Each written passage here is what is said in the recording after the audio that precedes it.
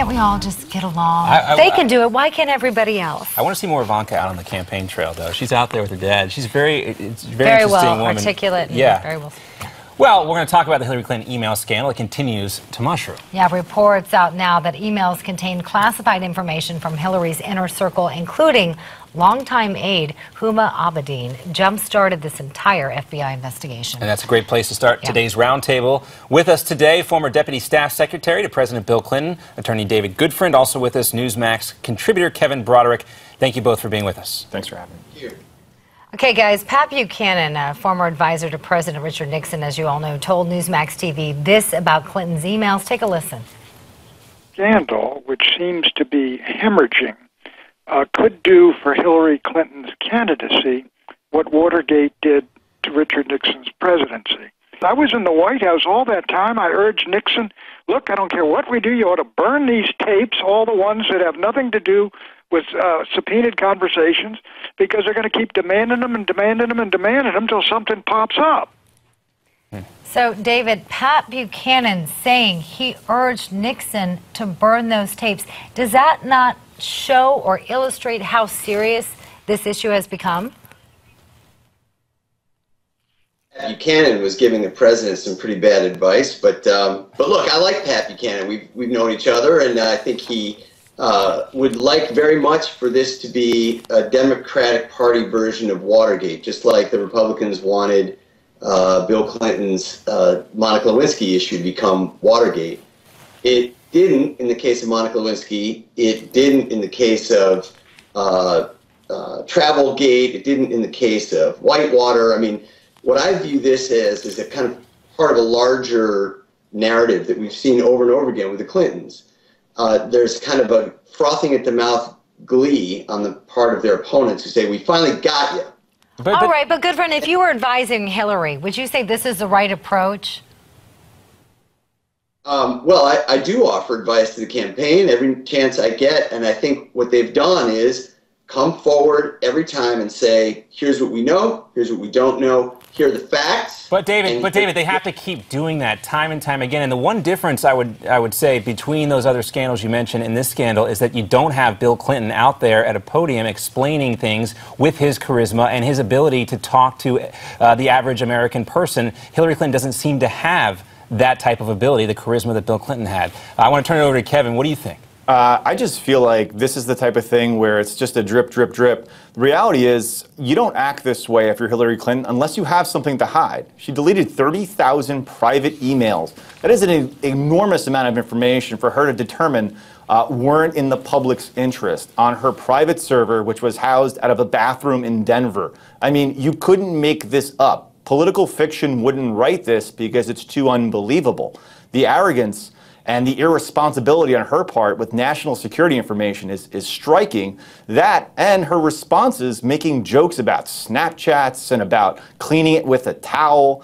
She knows what wipe clean means. I mean, this is sort of unbelievable. I just can't believe it. And she actually did take Pat Buchanan's advice 6 months ago in March when she wiped it clean. So she tried to burn it. But, you know, in today's technology, you don't burn things very easily when it comes to server technology and emails. And David, it's just not the right-wing media after Hillary Clinton, too. I mean, Washington Post columnist Eugene Robinson had some very critical things to say about Hillary Clinton, including that she is her own worst enemy. He went on to say, quote, "She stonewalled for so long, there's no other word for her stance, that recent pledges of openness and cooperation ring hollow. If Clinton now has political problems because of the emails or potentially even legal trouble, it is her own doing."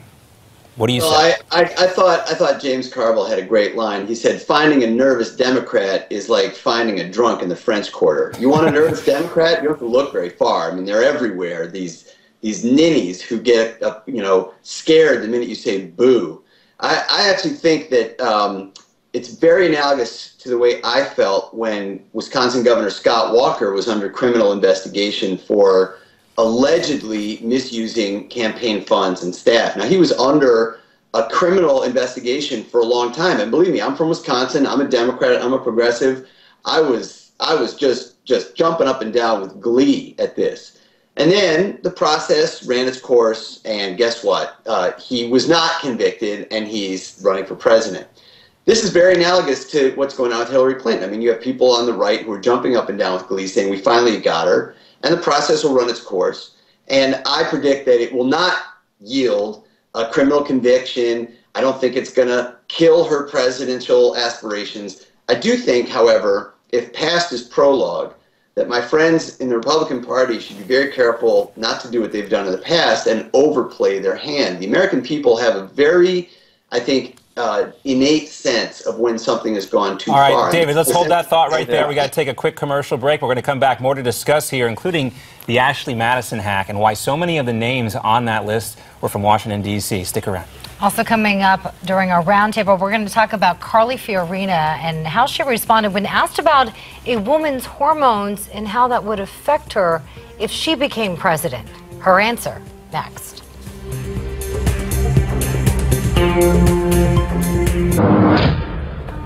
And now back for part two of our roundtable. We want to welcome in again former Deputy Staff Secretary to President Bill Clinton, attorney David Goodfriend, and Newsmax contributor Kevin Broderick. Thanks for sticking around, guys. Yep.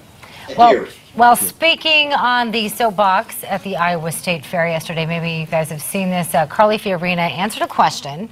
You know, she has received, she said numerous times since her announcement to run for president, whether hormones would play a factor in a woman running for president, and this was her response. I was asked on a national television program whether a woman's hormones prevented her from serving in the Oval Office. So, can we think of a single instance in which a man's judgment might have been clouded by his hormones? Kevin, let's start with you. What do you make of Fiorina's response? Well, you know, Fiorina's been doing this the entire time. She's been a real great attack dog against the Clintons. I think the response was cutting and biting, and I think she's had a lot of great bites on Hillary Clinton. She's uniquely positioned to attack Hillary Clinton. It's a little difficult on a stage full of men to attack a 68-year-old grandmother, but Carly Fiorina is an accomplished female executive. She's in the same age bracket as Hillary Clinton, and obviously she's female. So when she goes on the attack, you know, heads roll, and she doesn't hold back. She's an executive. She doesn't speak like a politician. She speaks like someone that wants to get to the point. And that's shown really, really well in the last, 6 weeks, 8 weeks. And obviously she won the debate she was in on a couple Thursdays ago. Well, and you're saying this was an attack against Clinton. What I find interesting about this is, there are some women who are afraid to admit this, who actually don't believe a woman should run for president based on their hormones. So, David, I want to turn it over to you. What did you think of her response? Colleague just completely missed the point.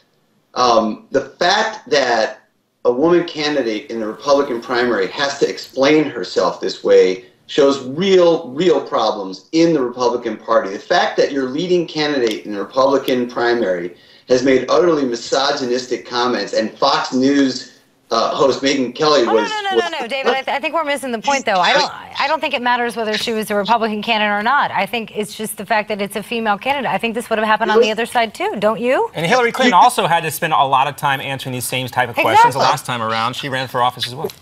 You guys, I need to finish this. It has not happened on the Democratic side where our leading candidate is a woman and no one's questioning whether or not her hormones. You Republicans have a problem. And I'm saying this to my colleague here from the Republican Party who I'm up against.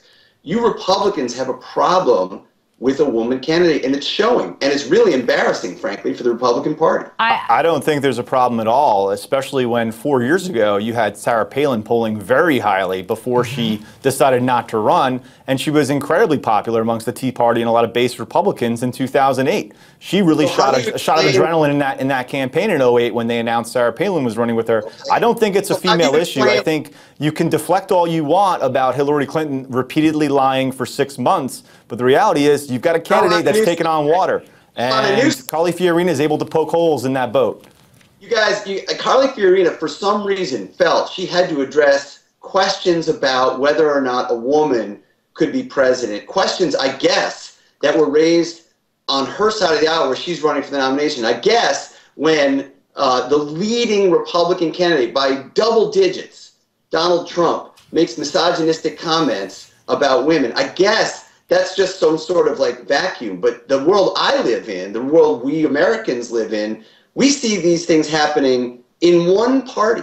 I don't hear this happening when our frontliner by a mile is a woman. No one's saying, oh my gosh, can a woman be president? I think you're missing the point. All right, well, we're going to have to leave it there, guys. I'm going to also just say, with all due respect, I have heard Democrats say that as well about female politicians. So name the names. We'll have to leave it there. Happens David on both Goodfriend. sides of the table. Name the names. And don't forget about the time Hillary Clinton cried and how all the flack she caught for that. But we got to leave it there, guys. David Goodfriend, Kevin Broderick, thanks so much for being with us. Anytime. Thank you.